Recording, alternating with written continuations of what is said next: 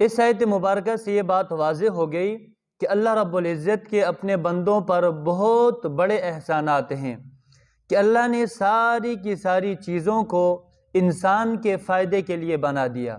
اس لیے انسان کو چاہیے کہ وہ اللہ کا شکر بھی ادا کرے اور اللہ کی فرما برداری بھی کرتا رہے اور اللہ کی نافرمانی سے ہمیشہ اپنے آپ کو بچاتا رہے۔